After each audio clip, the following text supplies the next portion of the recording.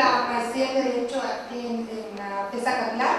Como le comentaba, doctor, por Facebook que en posgrado no tuvimos conocimiento de esta conferencia y varios de mis compañeros están aquí, pero otros tantos por las redes nos comunicamos y nos decían que podíamos conseguir la conferencia.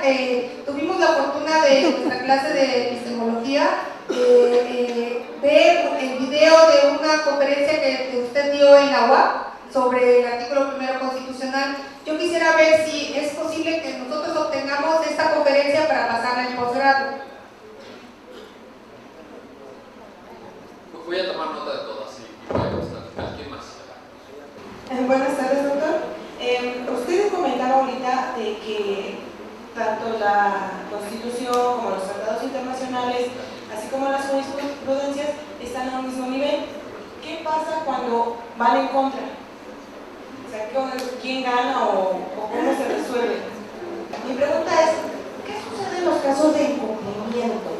Cuando efectivamente en el caso, por ejemplo, de México, que nos comentó, se emite una sentencia y se toman ciertas medidas, pero si no se llevan a cabo, ¿hay algún mecanismo en el que se pueda dar seguimiento a esto? Mi pregunta va encaminada hacia el hecho de hacer valer en primera y segunda instancia este control de convencionalidad, ya que muchas veces cuando se intenta hacer valer se te refiere que lo veas en amparo. ¿Cómo lo puedes hacer valer desde primera instancia? Maestro, ¿podría usted explicarnos un poco, ampliarnos el panorama del alcance que tiene el control de la convencionalidad, en este caso, para las personas morales que, a mi punto de vista, quizás no tan experimentado como usted? ¿Qué alcance tiene para la protección hacia meramente las personas morales, en tanto en contraste con las personas físicas? Normalmente, por ejemplo, eso lo podemos llevar a la práctica en materia laboral y se da mucho. Gracias. Quisiera preguntarle su opinión acerca de si sería correcto o sería bueno que a lo mejor en un futuro, cuando se reestructure el plan de estudio de la licenciatura en Derecho, se pudiera incluir la materia de tratados internacionales como tal a un plan de estudios, porque yo soy alumno de octavo semestre y como usted lo dijo, no hay, hasta ahorita son pocos, ni siquiera en Derecho Internacional Público vimos lo que eran tratados internacionales como tal. Entonces, si usted cree de su experiencia y su opinión, que sería bueno que se implementara esa materia como tal, tratados internacionales. Yo tengo una pregunta con respecto al control de convencionalidad y que también se da mucho en la legislación, en el manejo de los tribunales, tanto federales como pertenecientes al Poder Judicial, que las resoluciones se emiten, ¿sí? Y siempre tiene que llegar al amparo para que el colegiado corrija la plana de los errores que hay dentro del manejo del proceso en los tribunales federales y en los que pertenecen al Poder Judicial. ¿Por qué? ¿Cómo podríamos tener un control en el que se pudiera evitar que el colegiado tenga que corregir la plana de tantas deficiencias o ineficacias del Poder Judicial y de los tribunales federales? Se hablan de las obligaciones generales y hablo de la armonización. En ese sentido, usted plantea que para que se llegue al cumplimiento, a la eficacia de dicha convención, se deben derogar normas. A mi leer y saber entender, esto se refiere en el sentido constitucional. Entonces, primero firmamos, aceptamos el pacto y después modificamos. Usted nos hablaba sobre la jerarquía, ¿no?, de todas las leyes en relación a la Constitución. Mi pregunta es, ¿cómo quedarían las demás leyes, los tratados internacionales y demás en relación con la Constitución de acuerdo al artículo 133? Porque a mí en clase, pues solo me explicaron eso de que, bueno, los tratados internacionales y solo en materia de derechos humanos que estén de acuerdo a la Constitución iban a prevalecer en el mismo rango jerárquico. Entonces, bueno, me gustaría saber qué opina usted al respecto. Primero, ¿qué pasa cuando hay una contradicción entre la Constitución y los tratados internacionales? Fíjense que, en primer término, por supuesto que puede haberla, por supuesto que puede haberla, precisamente porque usted ya muy bien adivinaba, ¿verdad? Primero firmamos y luego modificamos. Sí, esa es la práctica y ahorita le voy a contestar por qué. Pero el punto es este: hay una norma en la Constitución que pudiera ayudarnos a salvar, y así lo ha interpretado, por lo menos en una tesis jurisprudencial de la Suprema Corte, a salvar esta contradicción. Es el párrafo segundo del artículo primero constitucional. ¿Por qué? Porque en el párrafo segundo del artículo primero constitucional está el principio pro persona. Y el principio pro persona, tal como ha sido definido por la jurisprudencia, significa que el aplicador de la norma tiene que elegir aquella norma que mejor proteja. Entonces, tú tienes una norma constitucional que dice que tú tienes derecho a X, y tienes una norma tienes una norma de un tratado que dice tú tienes derecho a X y a Y. ¿Cuál aplicas? Pues la que te da un plus, la que te da un poquito más, la que te protege un poquito más. Entonces, ahí podemos de alguna manera salvarlo. Hay también un tema, a ver, yo no quiero tampoco aquí dejar de poner de manifiesto que vamos a tener problemas porque nuestra Constitución tiene varias normas inconvencionales. Por ejemplo, el arraigo.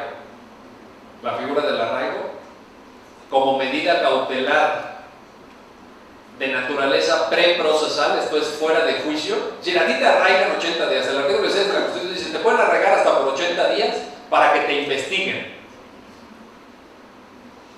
Y eso lo dice el artículo 16 de nuestra Constitución, desde el 2008. Espérame. Y presunción de inocencia. Y debido proceso legal. Y derecho a la defensa, porque además uno como abogado dice, ¿cómo voy a defender a un cliente al que están investigando? Promuevo un amparo y digo, no, espérame, ¿cómo que arraigado? Pues si no es narcotraficante, te dice la autoridad. ¿Sí? Ya sabemos que no es. Pues tan no es que nadie lo está acusando de ser narcotraficante. Ah, pues sí, cierto. Entonces, pues otro amparo, entonces, pues tampoco es homicida. ¿Alguien lo ha acusado de homicidio? ¿Está acusado de homicidio? ¿Enfrenta un juicio de homicidio? No, ¿verdad? Listo, te sobresale el amparo. Y así, ¿cómo te defiendes? Ahora, 80 días. 80 días. Imagínense que saliendo de la FES, Acatlán, allá afuera está una patrulla de PGR, te agarran, pum, te llevan al centro de arraigos y te tiene allí 80 días. Primero, perdiste el semestre. Segundo, supongan para efectos del ejemplo que tienes trabajo, perdiste el trabajo, porque claro, no te presentas 3 meses, pues tu trabajo, adiós.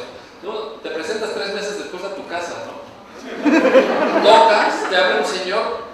Tú lo recuerdas vagamente de tu otra vida, ¿no? De mi vida de antes del arraigo, recuerdo ese rostro. ¿Quién es? Dices, pero claro, es el jardinero. Y entonces nada más escuchas que allá atrás desde la cocina le grita a la que era tu esposa, ¿quién es, mi amor? ¿Quién tocó, mi amor? Ves pasar a tus hijos pequeños y le dicen, papá. Dice, papá jardinero. 80 días. ¿Para qué? Para que te investigaran.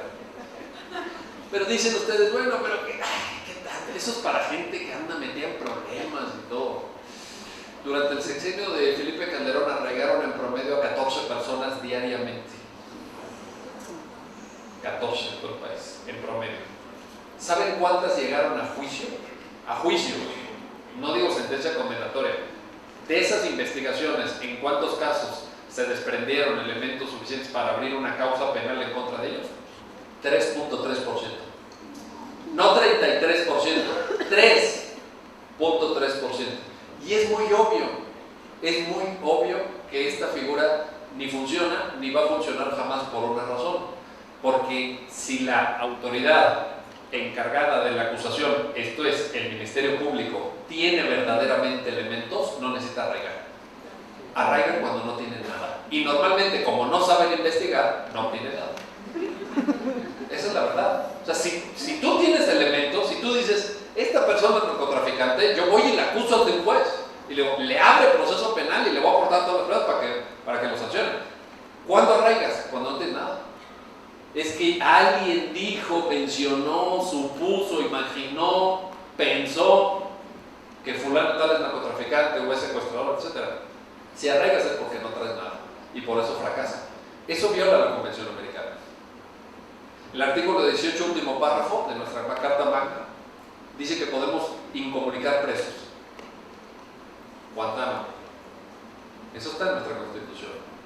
Es inconvencional. O sea, tenemos varios problemas. Esos van a brincar. El arraigo, les quiero anticipar, ya está en ruta a la Corte Interamericana. Se puede tardar porque la Corte Interamericana digamos, tiene mucho trabajo, tiene mucho asunto, no resuelve en 3 meses ni en 6 meses.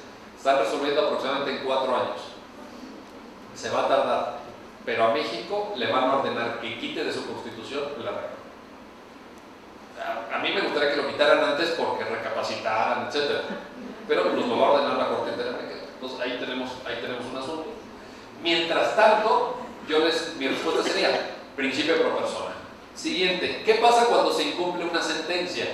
Miren, la Corte Interamericana de Derechos Humanos no tiene notificadores, así como actuarios, ¿no? Que va el actuario y eso, pues no. Manda un oficio a la Embajada de México en Costa Rica, la Embajada de México en Costa Rica trae la sentencia en valija diplomática y lo entrega ahí en Tlatelolco o lo entrega ahí en la Alameda, en el edificio nuevo. Eso es como funciona en la práctica, así funciona. No tiene fuerza pública. Oiga, que me acompañe la patrulla, entonces, ¿para qué la patrulla? Eso no existe a nivel internacional. ¿Cuáles son las sanciones? Bueno, las sanciones es el descrédito internacional, la llamada de atención en la Asamblea General de la OEA y una opinión pública que debe estar presionando. Por ejemplo, en México hay incumplido sentencias de la Corte Interamericana. En otras, prácticamente no hemos cumplido ninguna, salvo la de Jorge Castañeda, que era la más fácil de cumplir. Pero Campo Algodonero, el feminicidio en Juárez, no hemos cumplido. Rosendo Radilla, no hemos cumplido. O sea, todo lo que las violaciones de militares, por ejemplo, cuando dijeron modifiquen el fuero castrense, el fuero de guerra, modifiquen el fuero militar, no se ha modificado el fuero militar. El artículo 57, fracción segunda del Código de Justicia Militar, que dice que los tribunales militares pueden conocer de causas en las que estén involucrados civiles, que es lo que lo hace inconvencional, sigue vigente. El presidente Calderón dijo, no, yo ya cumplí porque mandé la iniciativa. Pues iniciativas hay 2000 en el Congreso. 2000 iniciativas. Mandar la iniciativa es cumplir. Porque ¿qué te recomendó la Corte? ¿Qué te ordenó la Corte? Modifica el fuero castrense. ¿Ya lo hiciste? No. Estamos incumpliendo. Son sentencias del 2009, les recuerdo la fecha. 2009. Ahora, que estos zánganos que tenemos por representantes populares, llámase diputados y senadores, en 5 años no hayan encontrado un espacio para cumplir una sentencia de la Corte Interamericana, me parece una profunda indignidad de estos sujetos. Porque no fuera a cobrar un bono especial, no fuera a cobrar su quincena, no fuera a irse de viaje a una reunión interparlamentaria en París, 15 días, porque ahí están apuntados todos.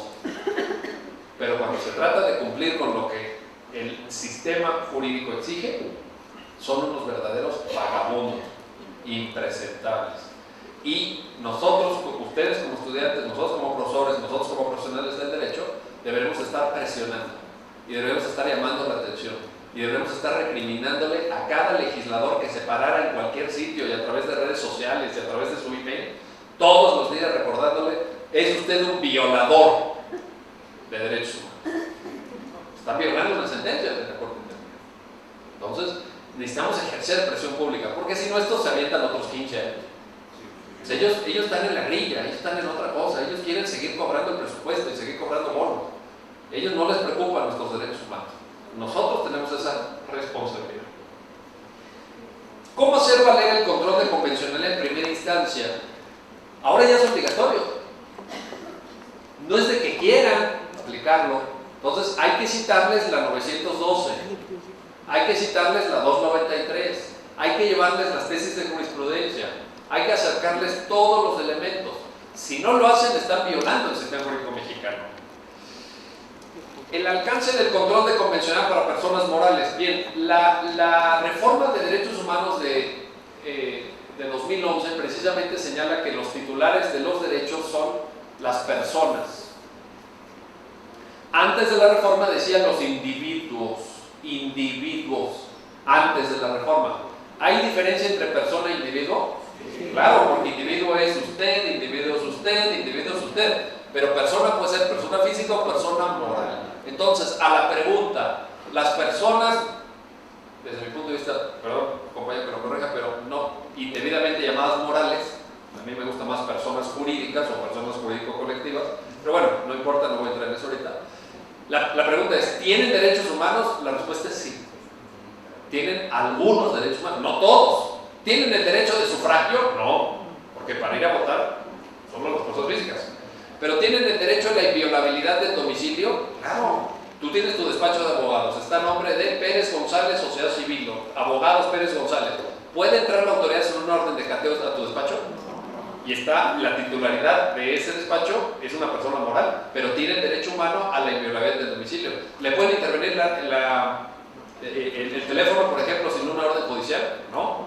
¿Por qué? Porque esos son derechos que están en la Constitución. Entonces, el control de convencionalidad protege a las personas morales por cuanto a los derechos que tengan, que no son todos los derechos. Para los que tengan en función de la propia naturaleza de la persona moral, la respuesta es sí. Por supuesto que sí. ¿Sería bueno poner una materia de tratados internacionales? Me preguntaban por aquí. Yo creo que no. Yo creo que no, porque precisamente la nueva forma de enseñar derecho, esto lo he referido en cartas a un estudiante de derecho, lo he referido en cartas a un profesor de derecho que acaba de salir, que es el más nuevo, que les sugiero a mis colegas profesores que eventualmente pudieran leer. Pero yo ahí lo que digo es esto: la lógica de los tratados la tenemos que incorporar a cada materia, no a una materia en especial que se llame tratados, no. Imagínense que yo doy, no sé, yo no sé maestro usted qué, pero por ejemplo, si yo diera derecho mercantil,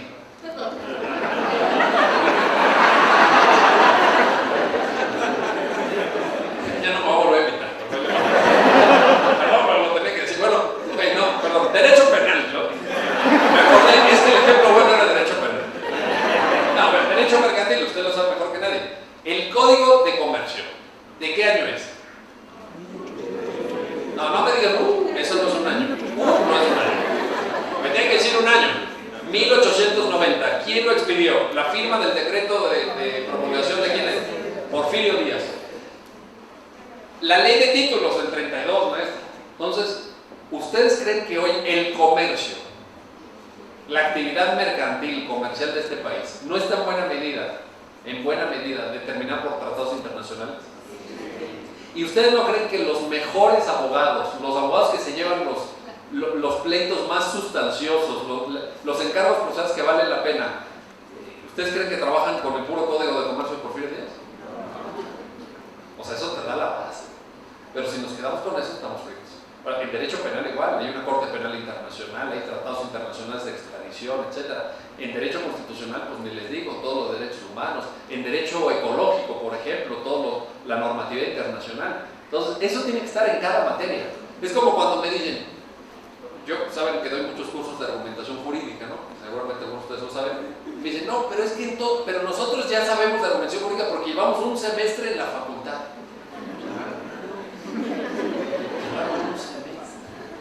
Y ya creen que saben. Luego hablo con directivos de escuelas y me dicen, no, pero es que en nuestro plan de estudios ya incorporamos la materia de argumentación. Perdón, lo que yo estoy diciendo es diferente. Yo lo que digo es que alguien que estudie con un enfoque moderno el derecho debe tener argumentación en cada materia. El profesor tiene que enseñarte cómo argumentar cuando te da civil, cuando te da penal, cuando te da administrativo, cuando te da constitucional, cuando te da derechos humanos. Porque además cada materia tiene su propia peculiaridad argumentativa. Obviamente tú no litigas igual cuando llevas un caso penal que un caso civil. Y ahí está el artículo 14, párrafos 3 y 4, que marca la diferencia de cómo se interpreta uno y cómo se interpreta otro.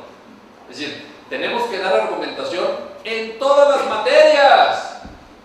No en un semestre que den argumentación, que además normalmente, seguramente aquí hay algún maestro de argumentación, pero normalmente dan teorías de la argumentación, con lo cual te pones la aburrida de tu vida.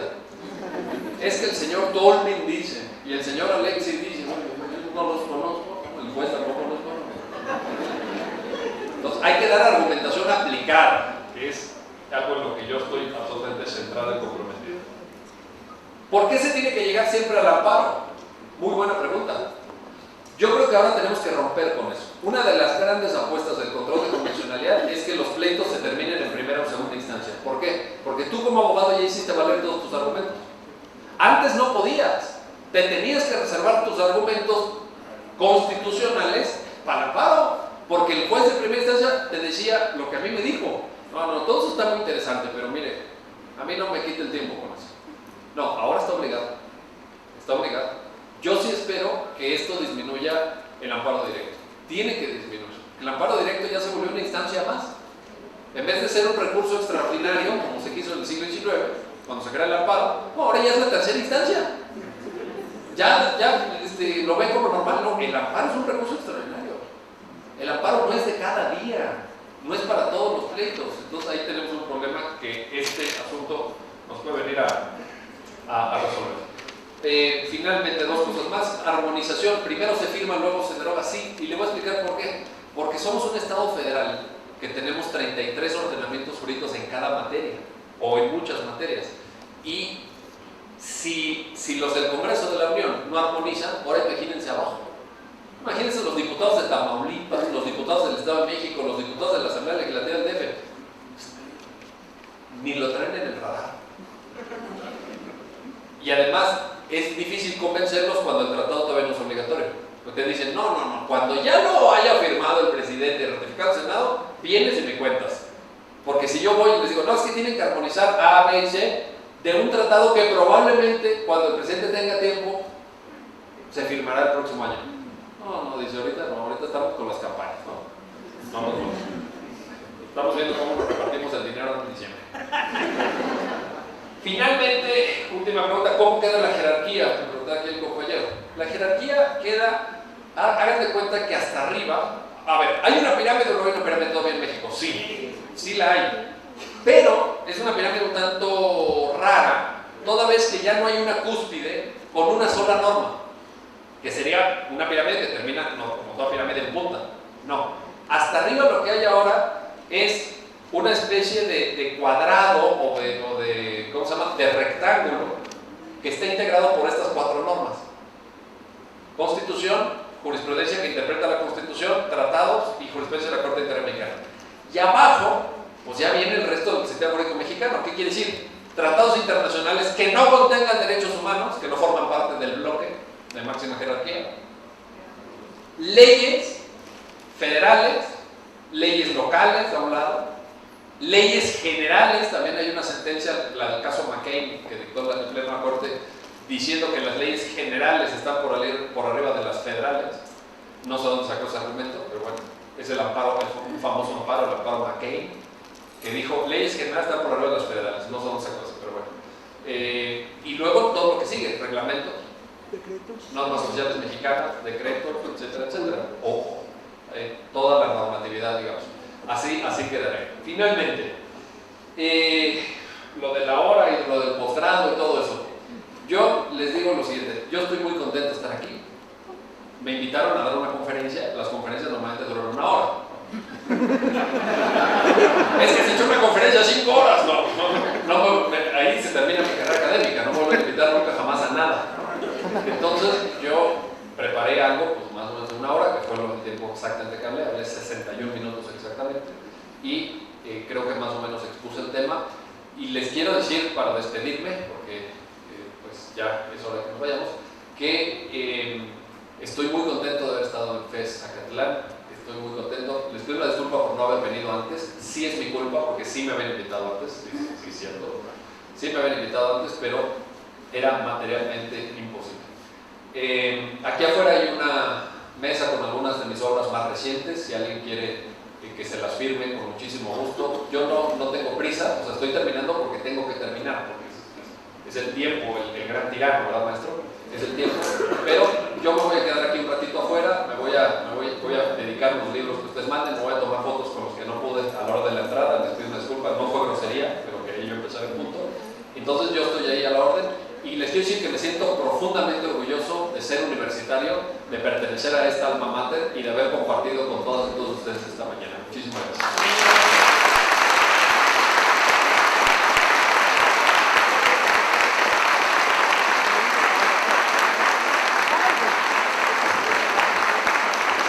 Entregarle al doctor Carbonell un reconocimiento, una constancia que dice a la letra así: Universidad Nacional Autónoma de México, Facultad de Estudios Superiores Zacatlán, Sistema Universidad Abierta y Educación a Distancia, otorga el presente constancia al doctor Miguel Carbonell Sánchez por su destacada participación en la ponencia plenaria Control de Convencionalidad. Esto en el marco de las segundas jornadas SUAYET 2014, llevadas a cabo del 5 y 6 de septiembre en estas instalaciones de la facultad. Acatlán, Estado de México, septiembre de 2014, por mi raza hablará el espíritu.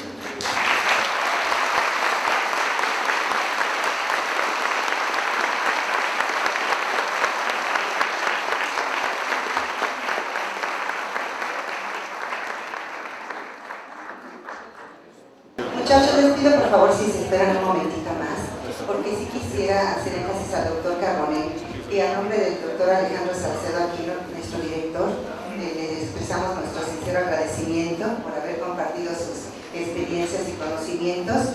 Y bueno, aprovechando que tenemos aquí este foro, comprometerlo para una próxima visita. De hecho,